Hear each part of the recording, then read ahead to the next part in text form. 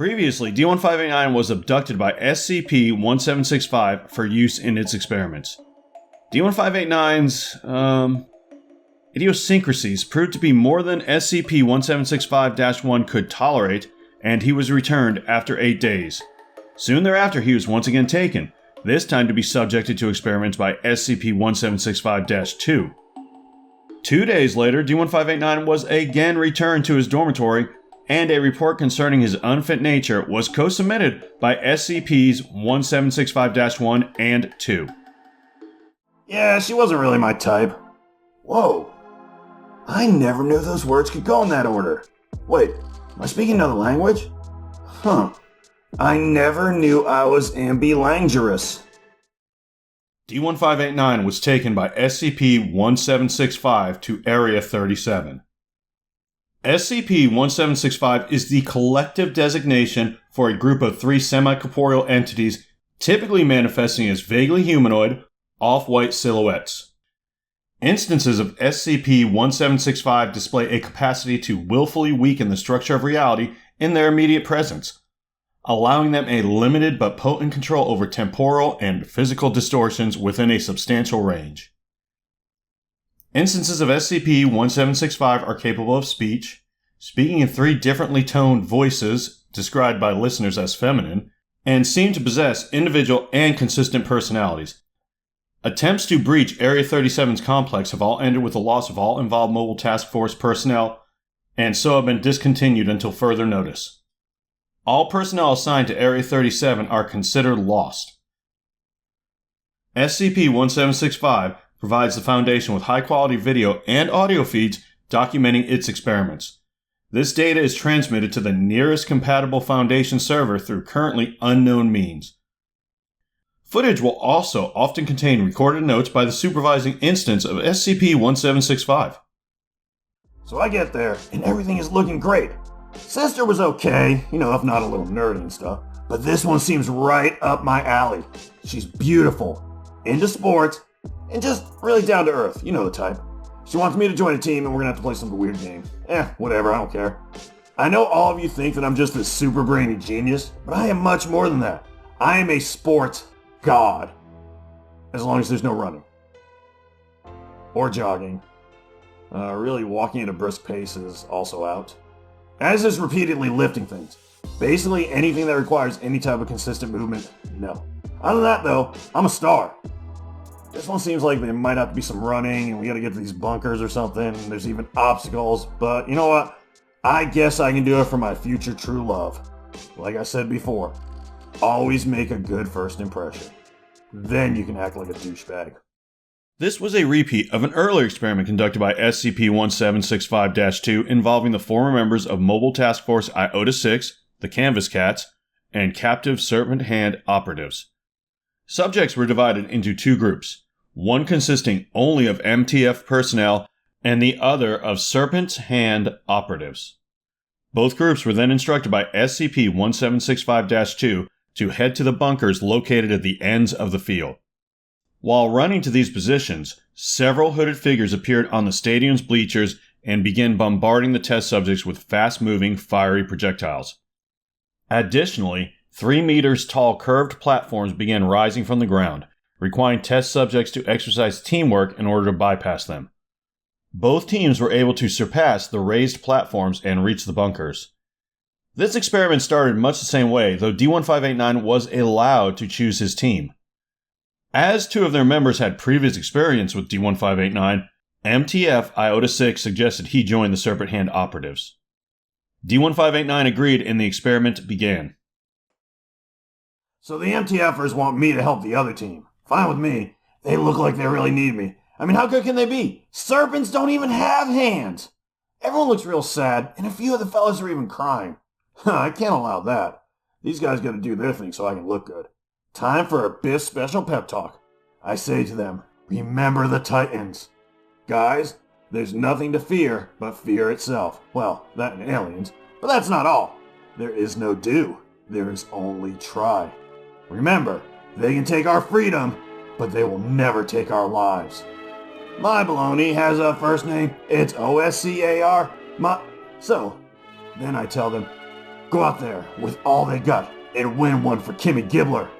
The game starts, and there's all these stupid things going up right in front of us. Luckily, I'm a natural athlete, so I can climb them real easy. All of a sudden, I get hit by something, and I smell burnt fur. Turns out, and you are not going to believe this crap, some jerks in the stands think they can throw fire at us. Not on my watch, buddy. Hell no. I admit, I may have lost my temper a little bit. As in previous versions of this experiment, robed figures began bombarding both teams with fast-moving, fiery projectiles. As D-1589's teammates were struggling to lift him to a platform, he was struck by one of these projectiles. D-1589 reacted by rapidly approaching and ferociously attacking the nearest robed figure. The robe was shredded, though nothing appeared to be contained within. As he approached the next robed figure, it disappeared, followed quickly by all the remaining figures. SCP-1765-2 remarked, "You just can't find good help these days now, can ya?" That jerk singed my jumpsuit. Dr. Newbie says if I keep destroying him, it's gonna start coming out of my food budget. Also, as you probably noticed, orange really makes my eyes pop. So I go after him, and I may have overreacted just a smidge by, ripping him limb from limb. I ripped that bitch up so small you couldn't even see the pieces. After that, all I gotta do is look at the rest of them jerks and they beat feet. Smart. I would have myrtleized them. I'd have had to introduce them to Bert and Ernie. Both teams are now cheering for me, but my future sweetie looks pissed. So I give her my biggest, bestest, biftest smile and go back to my team. No one can resist this smile. We make it past the platforms, but when we get to the little room, the door's locked. Crap. Were we supposed to find a key or something? Whatever. I'll just break it down. But before I can do that, a giant hammer comes and knocks me on the noggin. Luckily, I got a hard head. Experiments, two previously unseen pairs of sizable metal hammers descended from an unknown origin point, attempting to crush both teams to death. MTF Iota-6 was crushed, although SCP-1765-2 must have underestimated D-1589's durability, causing the hammer on his side of the field to cease movement after initial contact with his head. It did manage to compress his spine by 6 to 8 centimeters. 4 Servant Hand operatives, being significantly shorter than D-1589, were also unaffected. What kind of crap game is this? We win, and then I get bonked on the melon? Not gonna lie, this lady is starting to get on my nerves, so I tell her, nice try, but you're gonna need a bigger hammer. Which, by the way, was my nickname in high school. In retrospect, that may have been a mistake. A much larger metal hammer then descended in the same manner and crushed D-1589, though he quickly regenerated. Displaying previously unobserved levels of frustration, SCP-1765-2 caused a series of larger and larger hammers to appear, and the process repeated, with D-1589 fully regenerating each time. As SCP-1765-2 was calling D-1589 every file name it could think of, including several in unknown languages, he challenged it to a little, and I quote, one-on-one action. No one smashed me with a hammer 172 times and gets away with it. Well, except for Mom, of course. And Pops. Come to think of it, Grammy and Peabody did it pretty often also. And every single one of the teachers I ever had. Oh, and I can't forget about that nice lady at the bowling alley, but no one else! So I decide, I don't even want to date this jerk, but there might be some really good parting gifts, so I still need to play nice. I challenge her to a little one-on-one action. I know, I'm just like super clever. It's a gift really, and a curse. That gets her interested, and she tells me she has never lost. Well lady, I guess that's why pens have erasers, cause it's about to happen. SCP-1765-2 initially challenged D-1589 to a marksmanship contest, which he refused. He also refused each of its other ideas, including a race, obstacle course, boxing match, game of chess, wrestling match, weightlifting competition, throwing for distance, throwing for accuracy, MMA-style fight, fencing, skiing, cycling, and figure skating. It likewise rejected all of D-1589's ideas, which consisted of tiddlywinks, hopscotch, I Spy, any kind of eating contest, musical chairs, duck, duck, goose, and hot potato. Monopoly was agreed upon until D-1589 insisted he take on the role of banker. Finally, SCP-1765-2 agreed to D-1589's request of Connect 4. The champ is here. The champ is here. No one beats me at the Sport of Kings. Connecteth forth. She may be smart. And she may be pretty. She may also be able to make things magically appear out of thin air. But she fell victim to one of the classic blunders. Never go in against a werewolf when lunch is on the line. After 12 hours, 17 minutes, 9 moves had been played. D-1589 averaged 3 hours 5 minutes per round. SCP-1765-2 attempted to terminate D-1589 several times during this period, all unsuccessfully. After an additional 2 hours 15 minutes, SCP-1765-2 was 1 round away from victory no matter what move D-1589 made. He said, "What in the world can that be?" while pointing behind SCP-1765-2.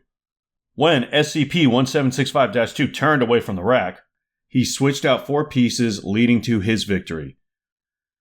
SCP-1765-2 appeared to believe D-1589 the victor, though its subsequent report indicated this was a ruse perpetrated to end interaction with him as quickly as possible.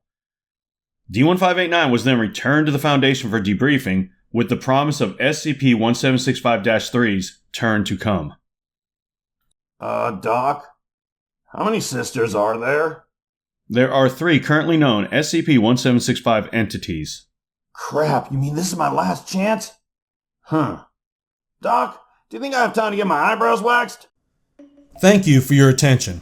If you have any comments or questions about the events of this encounter, please leave them below.